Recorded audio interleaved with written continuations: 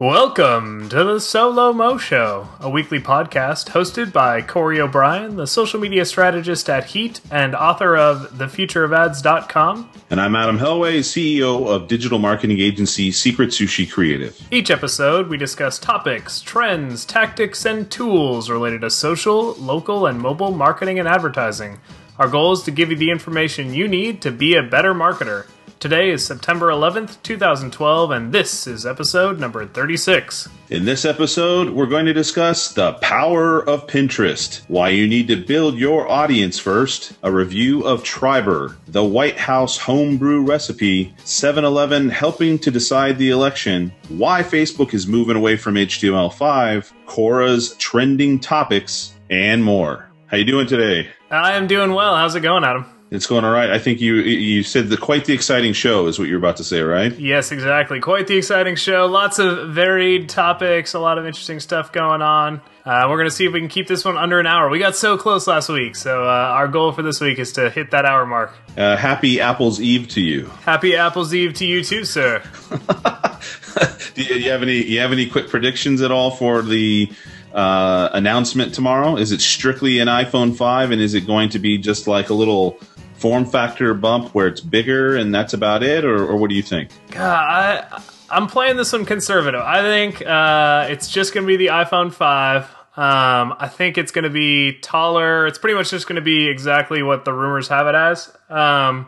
I think it's going to be LTE, which will be super nice, but I don't think it's getting NFC, which I'm kind of bummed about. And if it doesn't, I figured maybe we could chat about that next episode. We'll see. Depending on which side of the NFC battle Apple ends up on tomorrow, we may have to do a follow-up topic about that. And is that based on the kind of you and I both kind of follow the rumors and we understand the signals and when something looks like it's for sure going to happen or not going to happen for the most part based off of those rumors that are from a lot of varied sources. So are you basing the NFC comment on that? I am. I'm basing it on that. I'm basing it on the fact that they're really putting a lot of effort into this passbook, which is very, barcode and QR code based. So unless they've got an ace up their sleeve and they're kind of holding NFC back from developers, it seems like something that they would have to preview ahead of time, let developers build for, let developers prepare for it.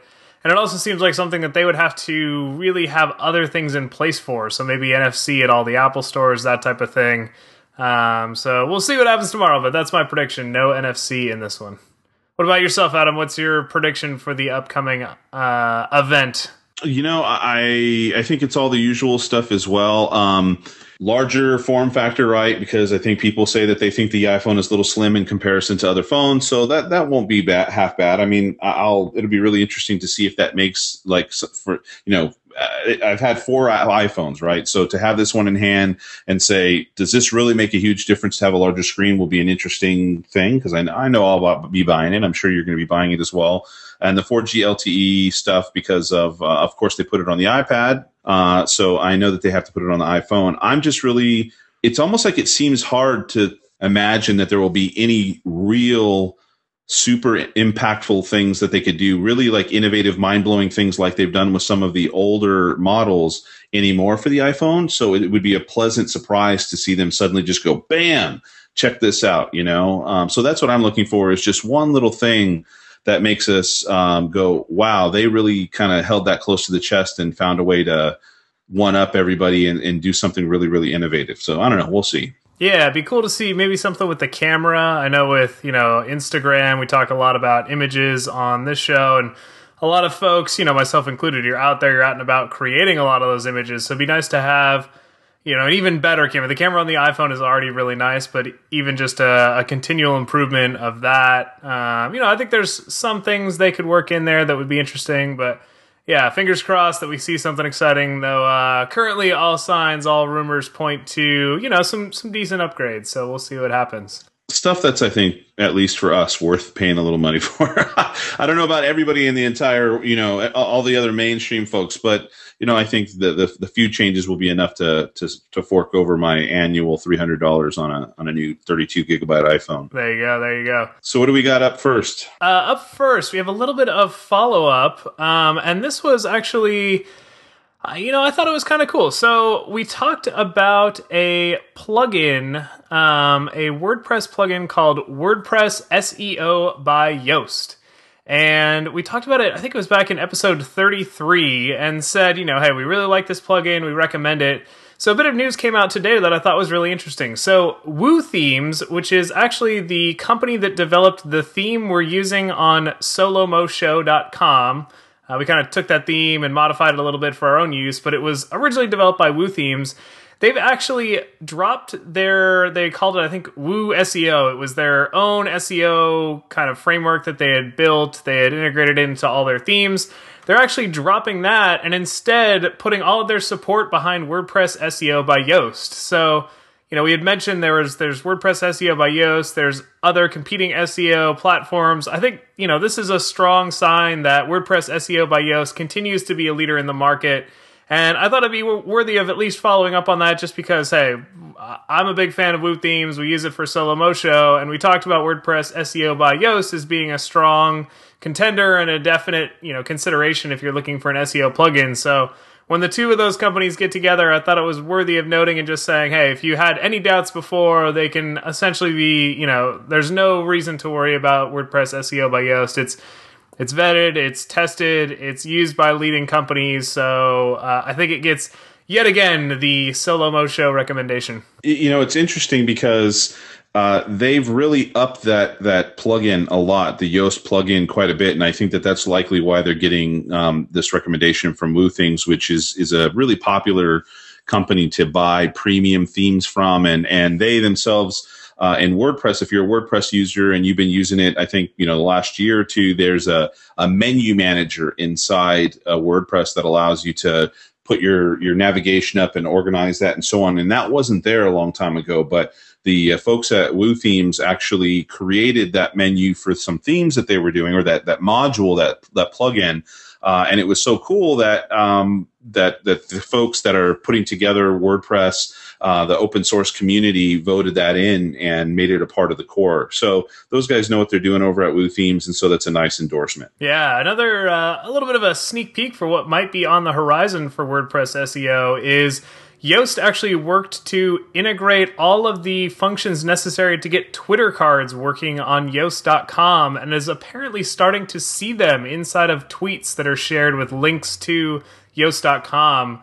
And has essentially come out and said, hey, this is something I'm working on. A future version of the SEO plugin should also include this functionality. So it may be that sooner rather than later, if you're using SEO by Yoast, it will automatically enable your site for Twitter card support, which I think would be awesome. It's something that currently takes a lot of development and a lot of trial and error, but if it becomes as easy as installing a WordPress plugin, that would be great. Since we're on the topic of WordPress, I just wanted to give one more thing, because this is really timely for tomorrow's Apple event. Is that WordPress last week, and I believe it was because they knew there was obviously an Apple event coming up, they released a plugin for live blogging to help you quickly create a live blog page and very rapidly just kind of report in real time on something that's going on, put photos inside the stream, the whole 9 yards. And so a friend out here in the Silicon Valley who founded a tech blog called Technologizer, and who also blogs and writes for Time Magazine from time to time, tweeted a couple days ago, I think even yesterday, that he'll be actually using it to live blog the event tomorrow. So it'll be really interesting as live blogging has become a more popular thing to do for events like this, or other industry sort of events where you want things to be in real time. That now WordPress has gone ahead and created this module for free for everybody to use. And it'll be interesting to kind of check in and see if it'll be successful for some of those folks out there who are willing to experiment with it tomorrow. All right, well, enough with the intro. Let's dive right into the meat of this week's episode. So let's do it. First thing we got on the plate is our infographic of the week. And this is actually an infographic coming out of Fast Company, which I always love because they do great work. It's always very visually engaging. It's great information. So they put together an infographic called The Power of Pinterest. And considering Pinterest is one of our favorite topics here on the Solo Mo Show, I figured it was worth touching upon. So As far as I can tell, this is pretty good data. They actually said they have an interview coming up with Pinterest CEO Ben Silbermann, so you've got to imagine that they're not going to put out a bunch of false data ahead of that interview. And I'd imagine a lot of this actually just came directly from Pinterest. So they're sharing things like user data. I'd imagine that's pretty reliable user data. And one of the first bits of data that they shared is that Pinterest actually now claims to have 20 million monthly unique visitors, which is a pretty strong number. And the one thing to note is if you look at their growth chart, it definitely has tapered off, though they still are growing. So for a while, it seemed like, what's going on with Pinterest? It's kind of flatlined. You didn't hear a lot of news about it, but hey, they're continuing to grow. They're continuing to get new users, and these are active users. These are not just, one-time signups. These are people that are returning on a monthly basis to check out the site. So definitely continues to be worthy of attention. So diving into the specifics here, because I thought there was a lot of interesting things about, this Pinterest user base, the types of things people like to engage with on Pinterest, which is always good to know if you're going to be putting out a lot of content. So kind of something that we're very familiar with, we've heard before, Pinterest users love design and aesthetics. That type of content works well. So as such, they tend to pin things from high-end stores, which, likely indicates that it's a little bit wealthier of an audience. There's more disposable income there, which I think is why we like Pinterest. It's not just people sharing content for the sake of sharing content. It's sharing content in kind of an overall buying mode. And something that we had talked about previously is when you're in this buying mode, what type of, transactions are Pinterest users generating? And we talked last episode about Pinterest maybe not generating as much revenue per pin or per share, but this one seems to refute that a little bit. And again, some of this data, kind of says the same thing in different ways, but what they looked at here is when a user actually purchases something through a link shared on social media, what is the average value of that purchase? And they're comparing Twitter, Facebook, and Pinterest. So the average value of a purchase made after clicking on a link inside of Twitter is actually $68. Facebook was a little higher than that. Facebook was $80 average value. But surprisingly, just blowing both of those away was Pinterest at $179 per purchase value. So this is saying that when somebody clicks through a Pinterest link and they actually go ahead and buy something, the average price of that transaction is $180. That's a significant amount of revenue. And I think, again, tends to support the idea that Pinterest users have more disposable income. They're interested in more high-end products. So if you're a premium brand, I think it makes a lot of sense to be, again, putting a serious consideration towards Pinterest, putting, additional work into it to figure out how to unlock that potential, because obviously the potential is there to generate a lot of revenue. And that's where I would look at the part of the infographic where it talks about what the top categories are, the top pin categories are, right? I mean, it correlates perfectly, as it says here, with e-commerce or commerce of any kind. I mean, talking about number one is jewelry and luxury accessories. So, $179 is fairly modest when you think of something like that, kind of for the most part. With number two being flowers and gifts and greetings, fragrance and cosmetics at number three, food at number four, and really only 3 out of 15 are not related to commerce or something that you could purchase online on a particular website. Something healthcare, for instance, and e-cards. And so, at any rate, I think it's pretty well connected to people who are wanting to visually look at something. Who, if they decide that they want it or crave it, I mean, it is almost in a way mimics what it is to just browse eBay or browse Amazon.com and look for products you like.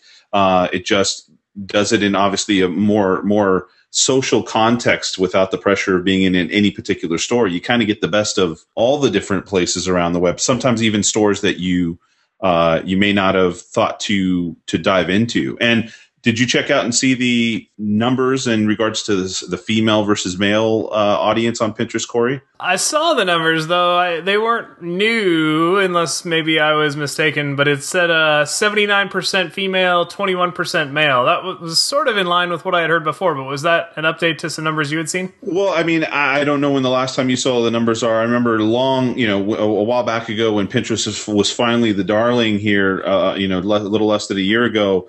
it was like 5% male, and so this shows that it's kind of ever creeping a little bit. Had you seen these kind of holding steady over the last couple months, these numbers? I'd seen anywhere from 90% to 80%. I tended to believe more on the 80% side just because at 20 million users, I was like, it seems very unlikely that you would manage to maintain 90% female versus male, but it still is a heavy female slant, but you got to think. So take your 20% male and your 20 million users, you've got 4 million males actively using the site on a monthly basis, which is a very strong number. So if you're a male-focused brand or a male-focused luxury brand, there's plenty of people out there to pin that content, engage with that content. So don't be afraid and hear these numbers, oh, it's 80% female, and think, well, my audience isn't there. There's plenty of people there. It's just looking at the entire site, the percentage is heavily female.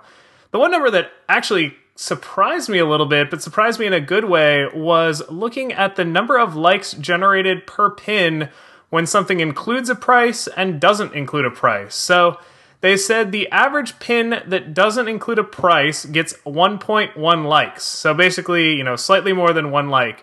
The average pin that includes a price actually gets 1.5 likes, which is, almost 30% more likes on average.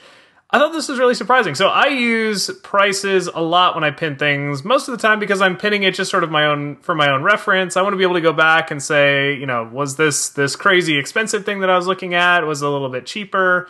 I'll use it for even like gifts and reminders and that sort of thing. So I like to keep track of price, but I didn't necessarily think that others wanted to see that. But it definitely kind of shows that people are in this buying mood, and it seems like, hey, if you're shopping for something, you want that little bit of added data of how much does that thing cost. So for a brand, I think that definitely signals that, feel free to pin your things with prices. Don't be shy about including the actual cost of an item, and if anything, promote that cost. Make sure to put that front and center and say, hey, here's what I'm showing you, here's how much it costs, and people will respond positively to that. Anything else that kind of surprised you or you thought was really, really interesting here?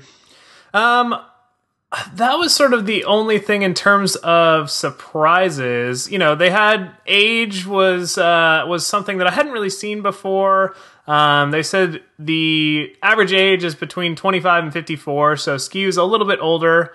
Though, pretty good range inside of there. It's not just like 1 5-year age group makes up the entire thing. They're all almost even. I mean, right? I mean, when you look at it, 25 to 34 is a little bit more than the next tier over for 35 to 44. So, I mean, that's the sweet spot, isn't it? Yeah, exactly. I mean, that's, again, repeating it over and over again, but that's the age group that's going to have disposable income. That's the age group that is going to be able to just go online and purchase things with credit cards. It's not, a teen demographic where they've got to ask for a credit card or they've got to, really work to make a purchase. These are people that they're ready, willing, and able to make purchases. They also talked about the stores Pinterest users love. So Barney's, Nordstrom, Sephora, Victoria's Secret, Williams-Sonoma, all, kind of higher end name brand stores. So I thought that, again, kind of lends itself to the idea that it's premium products. It's aspirational. People want to dream a little bit, but at the same time, they're willing to make purchases. So, I think that there's a full range of products, a full range of companies that could work quite well on Pinterest. And, it continues to prove itself as a driver of commerce. So if you're a commerce brand, by all means, make sure you've at least played around with and tested the waters of Pinterest to see if there's potential there to drive additional revenue. So we got some interesting stuff to kind of talk about here today. We got a few bits and pieces from out there in the news, but there's kind of a broader topic at hand, right, with our next thing here? Yeah, so this was an idea that actually kind of sparked in my mind from this past weekend. So I went to what I guess could affectionately be called a graffiti art showcase. It was over in Berkeley, California, and essentially there was a warehouse there that's been vacant for 10 plus years. And so it was kind of notorious inside of the graffiti street art world as being a place where people could go, they could do bigger, murals and things and not really get hassled because it's kind of out in the middle of nowhere. Well, the warehouse got purchased and is going to get renovated, but before they renovate it, they decided, hey, let's, turn this over. I guess the guy that was involved in purchasing it has some connections to the actual like museum art world. So, he said, hey, let's have some fun with this. Let's open it up to these street artists, let them do some work, and we'll open it up as kind of a pop-up gallery, a pop-up museum, if you will.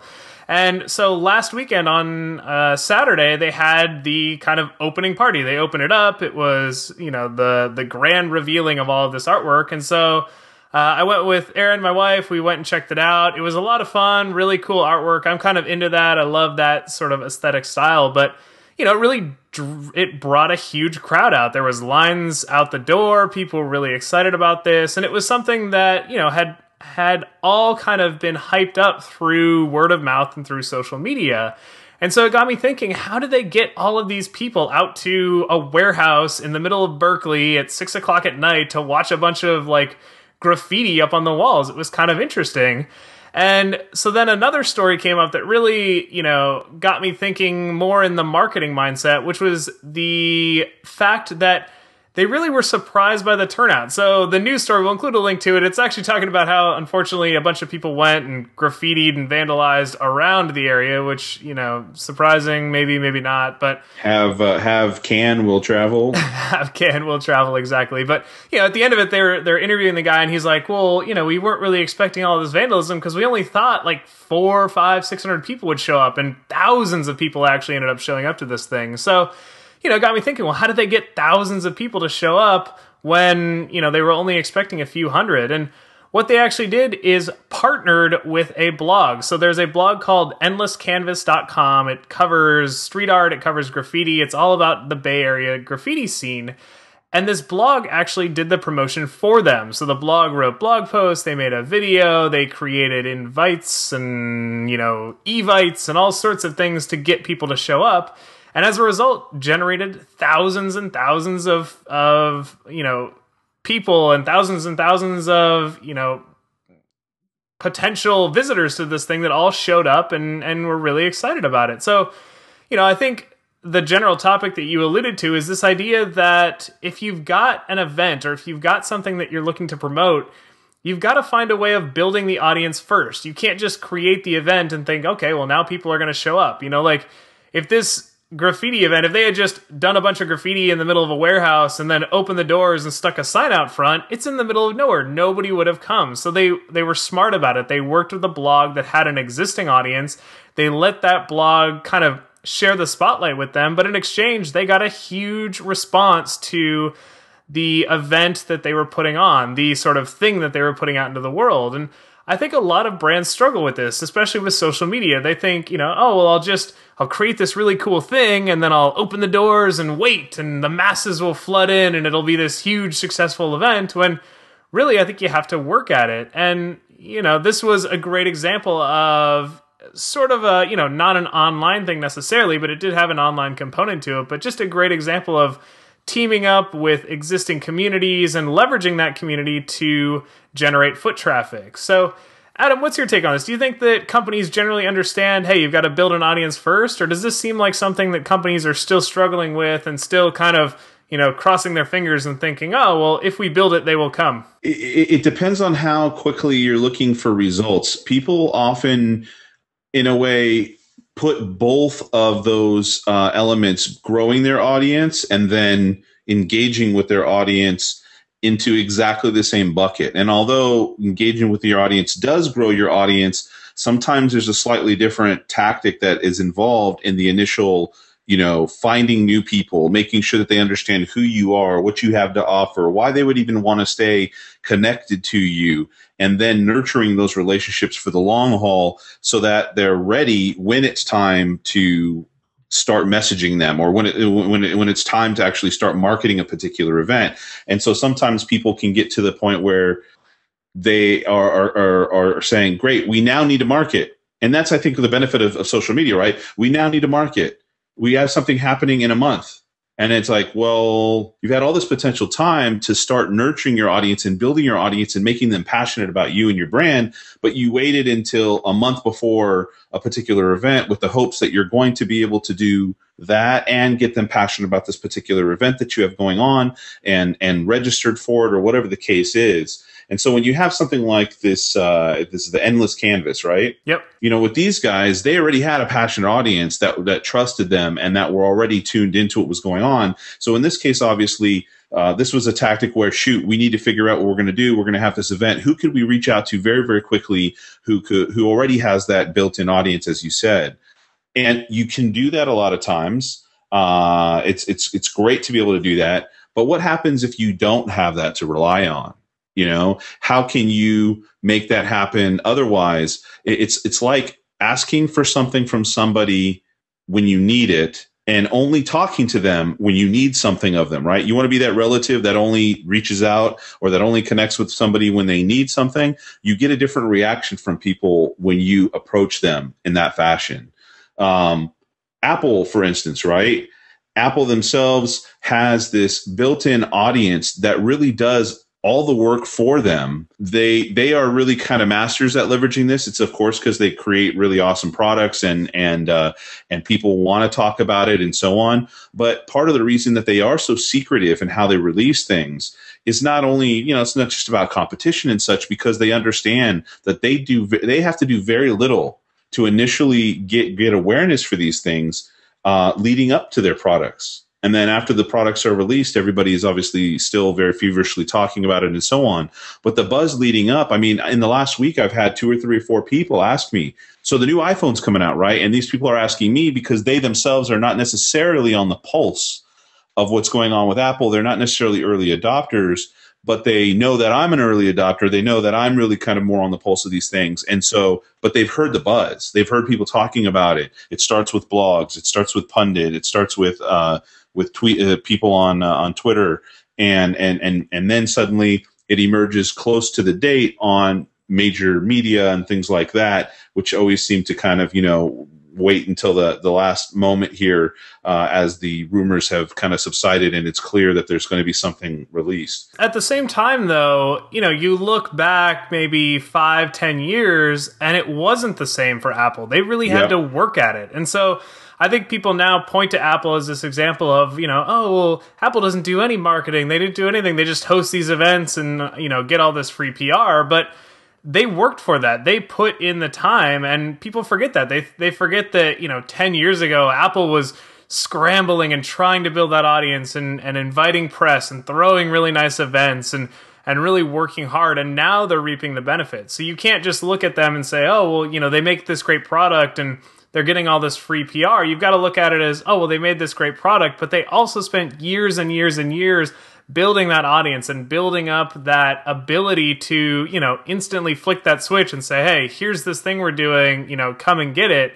I think if they had tried to do that same tactic 5 years ago and said, hey, you know, here's our product, that's it, we're done, you know, do what you will, nobody would have showed up. They, you know, a couple people would have been talking about it, but it definitely wouldn't have had the worldwide impact that they have now when they do an event. So it's a good example of somebody that has put in the time and now, you know, can sit back a little bit and get some of that added value from the time that they've already spent building that audience. And so for our listeners, there are, you know, a few different things that we can recommend you think about. I think, again, going back to imagining how it feels to be a relative of somebody, and that relative only calls you up. Everybody has that one relative, again, right, that calls you up or comes over only when they need something. And so how do you feel when that happens? You know that feeling. You know when you hear that voice on the phone or you hear, you know that this person's coming knocking at your door. You know what the situation is, and it just doesn't feel right. It doesn't feel good. You're not looking forward to it. So how can you avoid communicating that same feeling to the folks, to your audience, to your customers, whoever they may be, and actually nurture the relationship and build a level of trust and gain some familiarity and rapport with your customers before you need it, so that when it comes time to let them know about something, maybe you need something from them in regards to spreading the word or to buy a product or whatever the case is, or get input on a particular thing, you're not mixing these situations of, hey, I'm only talking to you because I need you. It was, you and I are already connected, and therefore, would you mind helping me out? You know me.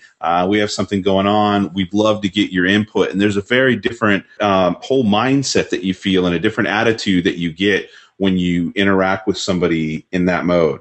So what kind of suggestions do you have here, Corey, for this situation? Well, first off, I'd say if you're going to spend the time to build an audience, make sure it's an audience on a channel that you actually own. So a lot of people think, oh, I've built up this great audience on Facebook. Well, as we've seen, the rules of Facebook can change. Facebook has actually made it essentially more expensive to reach your existing audience. But if you had built that audience on a blog, or if you had built up an email newsletter list, you own that channel. The rules aren't going to change, or if they do change, it's on your behalf. It's not, you're not at the whim of another company. And this hasn't happened with a major channel yet, but look at something like Gowalla. What if you had really put a lot of equity into building your audience on Gowalla? You're like, oh, I've put these tips and I've got all these fans, and we're really engaging through Gowalla.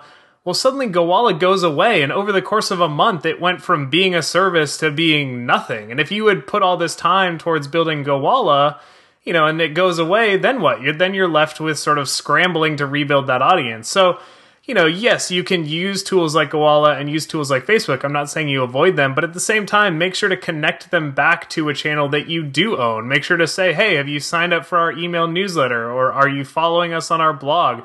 Don't just let people sit on a channel that lives on someone else's property and think, that's always going to be there. I think you should make sure to protect yourself in case that channel goes away. Yeah, I mean, I'm in agreement with you. I mean, I think for me, the tip really is about understanding the difference between nurturing your audience and then actually communicating a particular idea or campaign or whatever to your audience.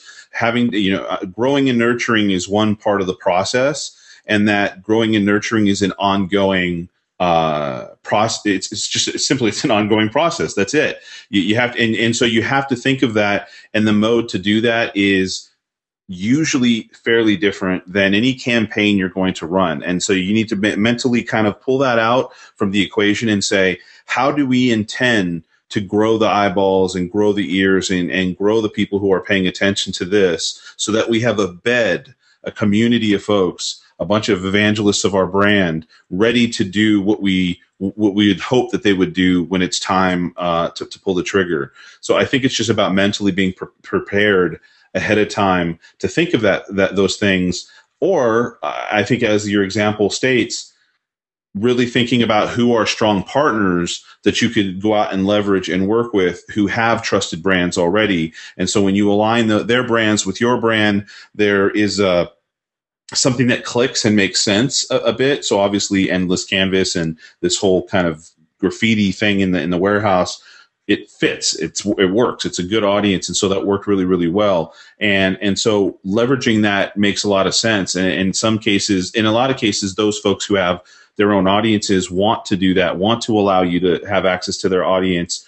Not to say that they didn't maybe have some sort of compensation going on or whatever, but they are always looking for ways to make their audience happy themselves. And so sometimes working that way is is mutually beneficial to both the publisher or whoever it is that you're talking to, the people that own that community or fostered that community, and then of course you and what you're trying to do with that community as well. Yeah. The last thing I would add is don't be afraid to look for just straight up paid ways of building an audience, especially if you can do so through really well targeted media buys. I think a lot of companies get stuck in this sort of, I need to build my audience, slowly and genuinely, and they'll do things that maybe aren't the smartest opportunity. So one example I have is companies that will just kind of run blind faith sweepstakes on Facebook. So you see these a lot where it's just some company that for no reason is giving away an iPad. And it's like, oh, come sign up for our sweepstakes for a chance to win an iPad. And it sounds great. And you're thinking, okay, well, for, an investment of an iPad, we're bringing in all these new fans. But, are those relevant fans, number one? And number two, at the end of the day, you've got to add up the cost of the iPad, the cost of actually running the sweepstakes, the cost of a sweepstakes platform. all these other things that makes the cost much higher than just the cost of an iPad, versus using something like a Facebook, sponsored post, or even just a Facebook ad buy, where you can target friends of fans and you can target people that are in your intended audience. And typically, I've seen cost per acquisition of fan between $1 and $2 per fan. So use that as a benchmark and think to yourself, okay, well, at the end of the day, what is this cost to run the sweepstakes?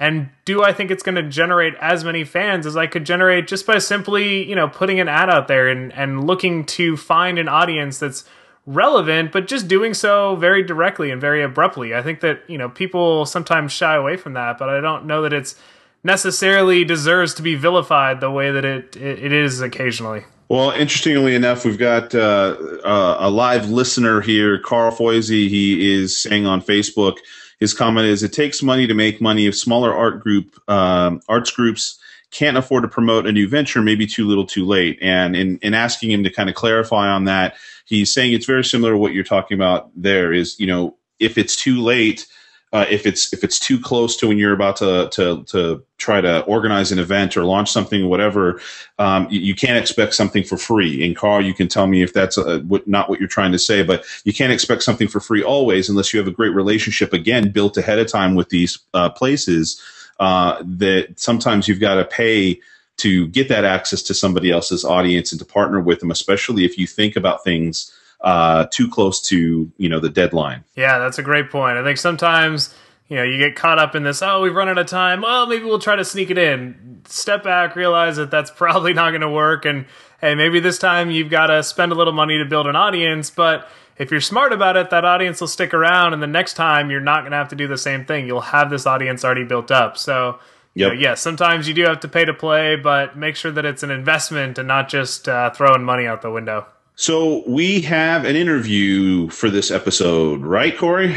We do indeed. I believe you had a chance to talk with Erica Taylor, and I'm interested to see what you guys talked about. So maybe you could give us a brief rundown, and then we'll dive right into the interview. Sure. Erica Taylor is the founder of PR and social media marketing company Three Girls Media, and she's been doing this for quite some time. I've known Erica for a number of years here now, and she's done some awesome work for some awesome brands.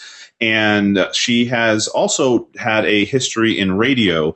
And so previously she was doing, I think it was primarily internet radio. And over the last few months, she has actually started doing radio for what you would call a terrestrial, or an old school real radio station. And they do stream live also. Out here in the Silicon Valley, they're a business radio station, 1220 KDOW, KDOW, where she has a show called Punch Media Marketing Made Easy.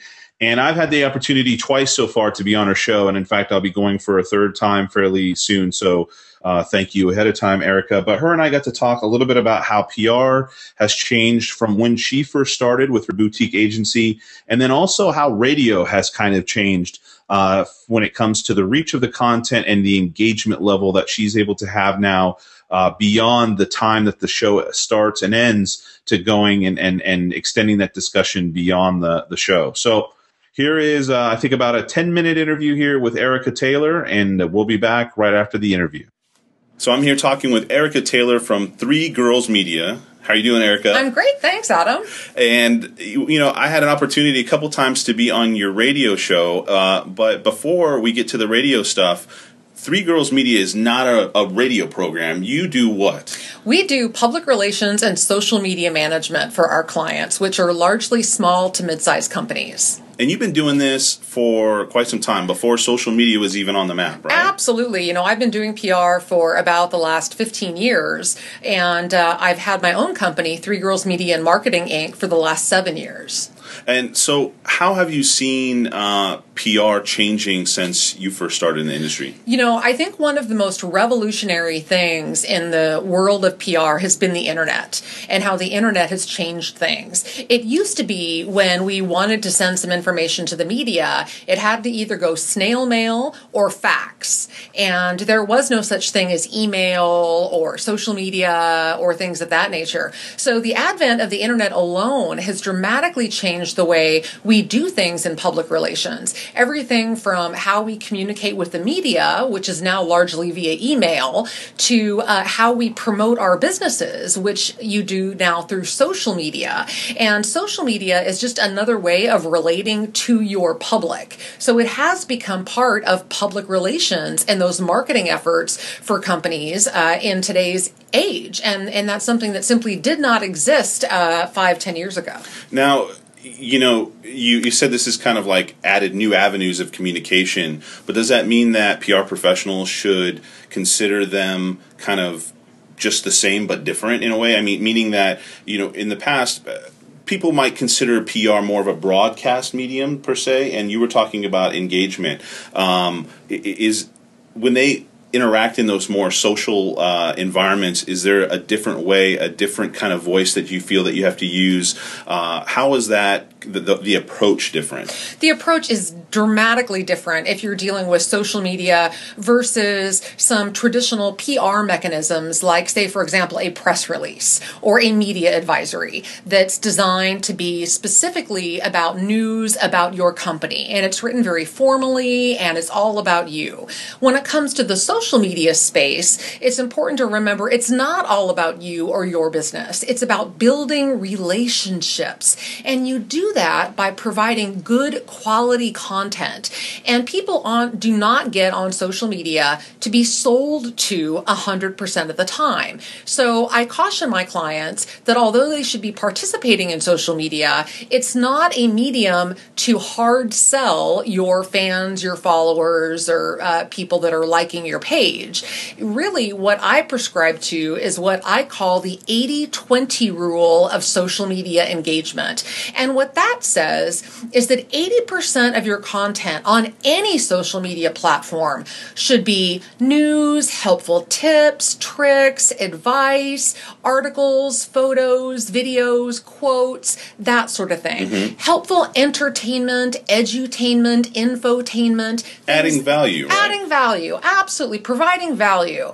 And then 20% of the time, it is okay to be self-promotional, to talk about your brand, to talk about your products, your services, your specials, any deals you have going on, and that sort of thing.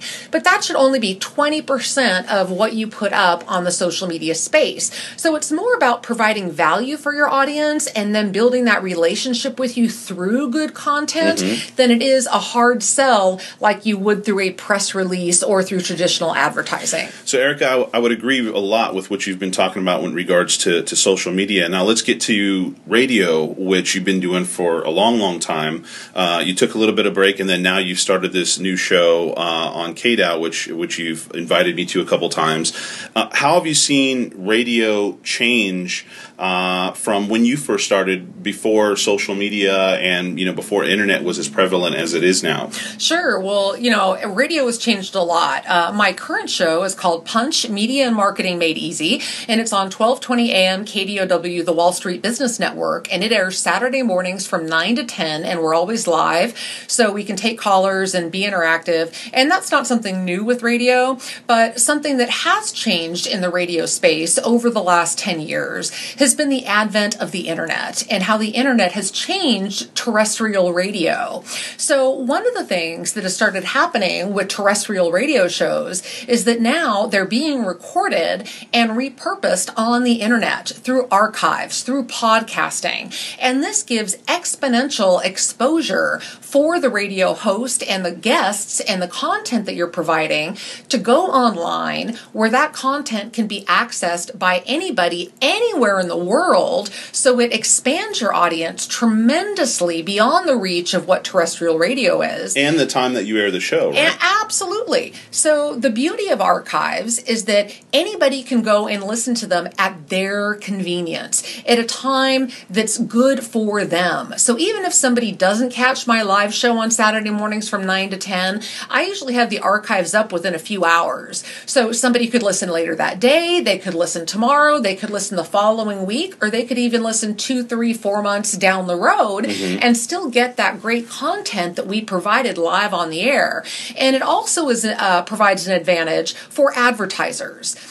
Advertising the way it used to be on radio is the commercial would air and then it would be gone. And and never to be played again until it aired the next live time on the radio. But now with archives, the commercials that my advertisers run during the live show are played again during the archives. And so it's additional advertising for them, additional exposure for them, and it provides added value for their hard-earned dollars. Wouldn't it be interesting in 10 years, 20 years, 30 years, 40 years to go back and listen to some of the old shows now that'll be much easier to access, but also listen to all the old commercials that are now embedded in those shows as well, and to hear the products like, that company's not around anymore, or that company used to do what? And and so to be a nice little snapshot, not just with the content, but also with the advertising as well. So then we talked about how it's changed the ability to kind of distribute the show and consume the show. How about interacting with the audience? You said, interacting with the audience has been something that people on the radio, in a way, have pioneered years and years and years, people calling in and talking with the host and so on.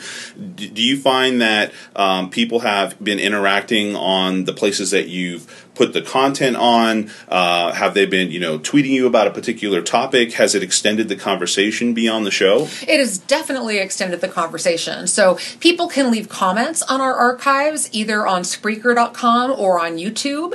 And I find people are leaving comments and they're sharing. They're saying, oh, great content, or I really liked this episode, and things of that nature. So it has become interactive, and there's a way that I can communicate back with them and thank them for their comments, thank them for listening. And know who they are in a way. Absolutely, and know who they are. So instead of just being a nameless, faceless listener that's out there in the world somewhere listening to your live broadcast, you can really put a face and a name and even some demographics to your listening audience through the online archives. And I think that last point is interesting, where you talk about the demographics, being able to have some metrics beyond the listenership. I haven't been in as you're calling it, the traditional terrestrial radio. I myself haven't run one of those, so I'm not sure exactly how they do, say, the analytics or the metrics behind that. But I would imagine, just as with almost anything now that's been translated to the internet, it's actually much easier to keep your pulse on the numbers in regards to who's listening, potentially where they're coming from, all those sorts of things that are offered by whoever it is that you're archiving your content with. Absolutely. You can definitely find terrific information in terms of demographics. And even with terrestrial radio, they have great information on the demographics of who's listening to each and every radio station, each and every day part. And they know really in-depth information about the listenership. I know on my show that the vast majority of listeners are business executives in their particular company. They're entrepreneurs or business owners, or if they're not an entrepreneur or business owner, they're in a decision-making role at their particular company. I also know that the vast majority of them are in B2B businesses. So I've got some great demographic information. I also know that it's a highly educated audience, that the vast majority of my listeners have a college education, and most of them have some sort of advanced degree. So I know who I'm talking to, so I can make sure the content I'm providing meets their particular needs. Or you adjust it if there's a particular target you're going after, absolutely, right? Absolutely. So how can people find you? Very easy to find me. You can go to my company's website. My company is Three Girls Media and Marketing, and we are a public relations and social media management agency. And you can find us online at threegirlsmedia.com. That's threegirlsmedia.com. We're also on Facebook at Three Girls Media. We're on Twitter at Three Girls Media, on YouTube at Three Girls Media, Google Plus Three Girls Media. You've taken the entire gamut. You've grabbed that name everywhere. Yes. So basically on any social media platform, you can find us at Three Girls Media. And I know you've heard this before, but what happens if you hire one more girl or two more girls? Well, right now we're a team of 8, so we've definitely gone beyond the 3. All girls? Right now, yes, I do have a team of all girls. Oh my gosh. Now I am an equal opportunity employer. I have had men working for me in the past, but just so happens right now that our team is all women. Okay, so I know transferring the domain to 8 Girls Media just wouldn't make sense, right? Probably not. And then when another one comes, as you continue to expand, then you'd have to just figure it out from there. It's too much trouble, right? So we'll just keep it at the 3. At the 3. And there is a story behind the name. Have I ever told you that? No, tell me. Oh, so very quickly, when I was trying to come up with a creative name for the agency, because I started it all by myself. There weren't actually 3 girls who launched the company. So I was just trying to think of a creative name. And it occurred to me that in the world of public relations, most of the time our clients want the news spread about something. And most of the time they want that news spread very quickly. So it occurred to me, what's the fastest and most efficient way to spread the news? Through 3 girls? All you one have girl to do is tell 3 girls, and before you know it, it's out there like wildfire. Oh, I love that. That's awesome. So hence the name of the company. You said it. I didn't. I'm not going to say, that by spreading the news, you just tell 3 girls. A man would not be caught dead saying something like that. But I can say that. It's absolutely true. Girls love to talk. And that's how I ended up naming the company. If you want to get lost, what you do is you get in the car with a guy, and then that way he won't ask directions. That's how it'll work. So don't go to a GPS company called 3 Men. You'll never get to your destination. You never get to your destination. All right, great interview. But Adam, I'm going to put you right back on the spot because I believe we have a tool review coming up for Triber. So this is not a service I'm very familiar with. So I'm excited to hear what Triber's all about and maybe how it could be put to use to market your company. Sure. Triber.com, it's 2 R's at the end, is something that a good friend of mine, Steve Farnsworth, he's told me about it a while back ago, and we've talked about it a number of times, and he invited me to it and so on, and I played with it. And I didn't really take the time to look at it the first time. And now, over the last 48 hours, I've kind of looped back around and started playing with it. And it's had some incredible kind of results here. And again, it's only been a couple of days. But what Triber does is it allows you to, what you do is you go on a Triber, you get connected, you connect your social networks, so Facebook, LinkedIn, and Twitter. You connect an RSS feed from one or two of the blogs you might write, or your online publications, and then what happens is you join a tribe, and a tribe essentially is just a group of other individuals who have all connected the same thing. And when you get a tribe, the tribe has a tribe queue, which is whatever content is coming from those RSS feeds get fed into a queue, and you get to take a look at the content that other folks have written on their blogs, and then decide if you approve it to be sent out via your social networks. And you get to choose, do I want it on my Facebook but not my Twitter? Do I want it on my Twitter but not my other ones? And you just simply queue up a bunch of these posts. So it's kind of like on a day-to-day basis, you're always looking for great content to share. I mean, you're likely doing that, Corey, right? So when you're on Twitter, you're looking and you're saying, okay, I'm going to take this, I'm going to retweet it, or let me queue up a bunch of stuff that I find around the web. It's not always your content per se. It's interesting content that you find. And so what Triber allows you to do is actually kind of join in with a tribe of people that you maybe know, or people that you've had an opportunity to vet out, and then queue up all this content from stuff that they have. And in doing so, you almost in a way get this reciprocal effect of, well, you have content there as well. And if your content is any good or relevant, then those folks will also queue it up. And so they'll queue it up, and then it'll end up getting sent out. And you can say whether you want it to be sent out. The lowest frequency that you can go in sending stuff out from Triber is every 20 minutes, but you can set it to be, send something every 90 minutes, send something every 40 minutes, and it just, broadcasts it out on intervals based on that meter, whatever timing you say that you want it to go out as. And it shows all of the metrics. So it shows how many times a particular piece of content that you've had has sent it, has been shared, who have shared it, how many clicks that it has. It uses a Google URL shortener in order to change the URLs within each of your posts. There are a few other elements about it that are really, kind of cool. And some of them I think are a little bit overcomplicated for some folks. But really the key is getting in with a good tribe, meaning that whether you join a good tribe or you create a good tribe and invite folks to your own. So to give you an example, Steve invited me to his tribe. There's another, I don't remember, a dozen or more really awesome kind of content marketers, social media marketers, and so on that are part of this tribe. They have pretty good reach with their audiences that they have through their Twitter following and likely their other networks as well. And therefore, they find a piece of content. For instance, I put our Solomo feed in there and ended up having a huge amount of shares directly from, and I say huge in regards to considering the fact that most of our content is actually syndicated via Social Media Explorer and over on iTunes and over on YouTube. We don't actually get a chance to share our content that much on the solomoshow.com.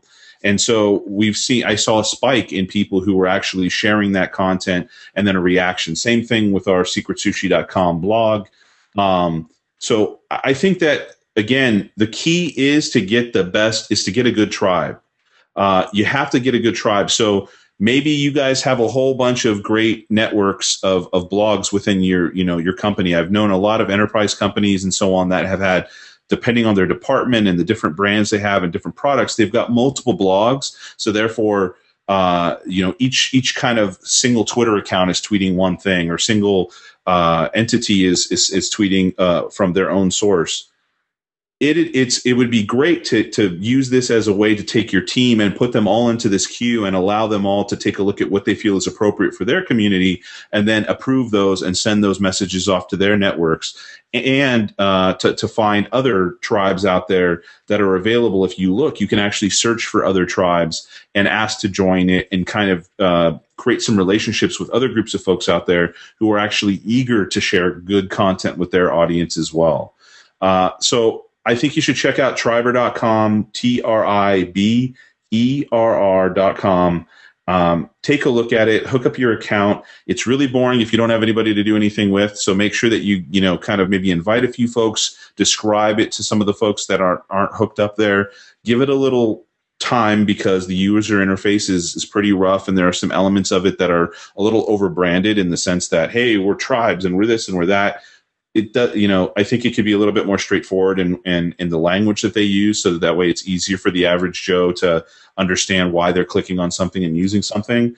But only within a couple of days, I've actually seen a pretty sizable jump in the number of shares from folks that may not even have looked at the content previously, and then also in actual engagement, meaning clicks from the folks. Because after all, when somebody shares something, it's like if I see Corey share something, I have a trust issue. I have a trust issue with anything. I have some trust, instilled in Corey, so that when I see something shared by him and it's a particular topic, like maybe Apple or something, what I know about Corey and the trust that I have for Corey in Corey will end up kind of translating into that content, and might get me to click a little bit more, where I might ignore something from somebody that I don't know. And so in getting with people and getting connected with people that you trust, or getting with people that actually have a trusted audience, it really makes a pretty cool difference in regards to how much engagement you get with this content that you share via your tribe. So go check it out. Tell us what you think. And we'll move on now to the next topic. Yeah, sounds good. It's basically automating a process that a lot of us do anyways, keep up with other folks and share the things that they're sharing. So I think it's always nice. We're always looking for ways to automate, make our job easier. Sounds like Triberr would be a good fit for that. And with that, let's roll into the most exciting, the loudest, the craziest part of every episode, the lightning round. Bum, bum, bum. Bum, bum, all right. Bum. I gotta. That's the new theme music every time that happens, huh? Working on it. I'm gonna get this down one of these days. I'm gonna have quite the introduction. It's gonna go on for 20 minutes. There's gonna be lightning sound effects. It's gonna be good. All right. What's our first topic in the lightning round today? All right. First topic on deck. I've got 60 seconds on the clock. Ready and go. So, the White House is a home brewer. Who knew? I'm actually a home brewer as well. So when I heard that President Obama was brewing his own beer in the White House, I was very excited by this. And it's actually an interesting story, because somebody saw this and was like, well, hey, if President Obama's a home brewer, legally we're allowed to request all the information around that activity. So let's see if we can request his homebrew recipe. Sure enough, they made a petition for it. And the White House, being, smart about this opportunity, saw it as an opportunity and kind of went above and beyond. They could have, scanned some handwritten note and been like, here's our recipe. But they said, hey, there's this group out there that's interested in home brewing. Let's engage that. They shot a video. They made a great looking recipe. They talked about how, a little bit of the history of home brewing at the White House. I really think they maximized this opportunity. And I thought it's a great example of, again, seeing an opportunity and making the most of it, and not just, getting by with the bare minimum. All right, that timer means that it is your chance to respond. Adam, what's your take on the White House homebrew? Ready, go.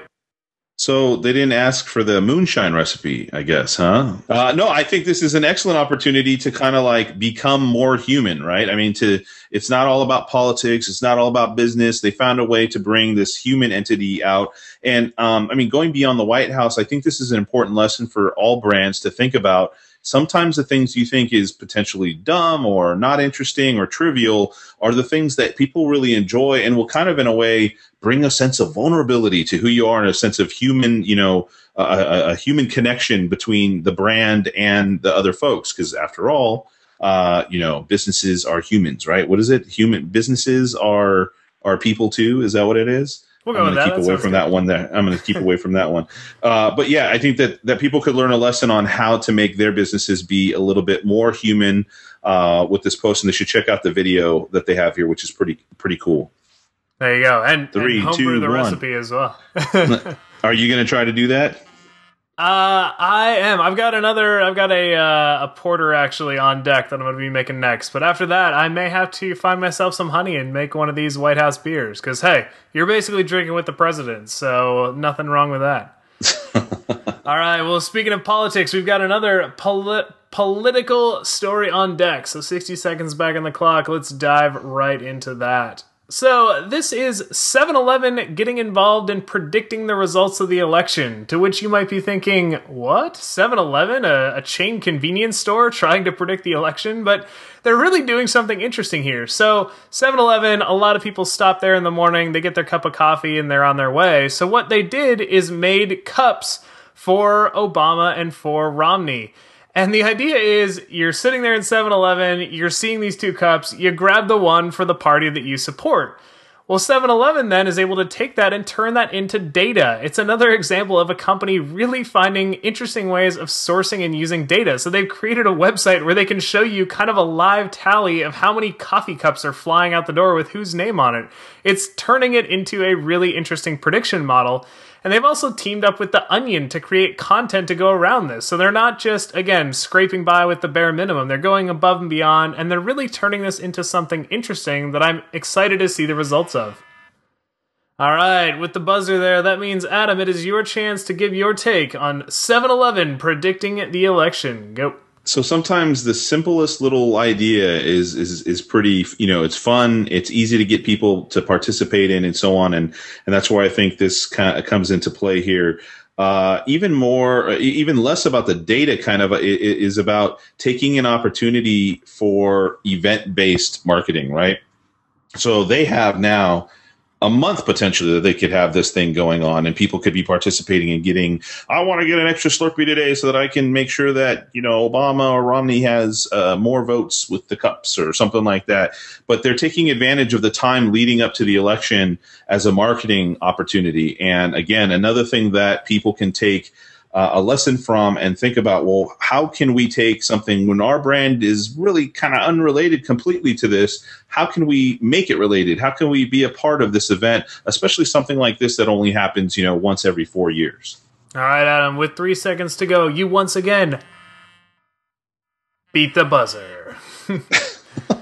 All right, 60 seconds back on the clock for our last story in the lightning round. Ready and go. So this is a quote that came out of TechCrunch Disrupt today. TechCrunch Disrupt, a big tech event, a lot of high-profile people, including one well-known Mark Zuckerberg of Facebook fame. So one of his interesting quotes, they were talking to him about, recent changes inside of Facebook and specifically some of the moves they've been making in mobile and how initially they had really bet on HTML5 as being the leading technology platform and built an HTML5 app that was going to be cross-platform, it was going to be easy to maintain, and it turned out it wasn't the best strategy for them. They actually, rebuilt their entire app using native code. It's now an iOS native app, and as a result, it's faster, it's smoother, people are already responding and saying, hey, this is way better than what it was before.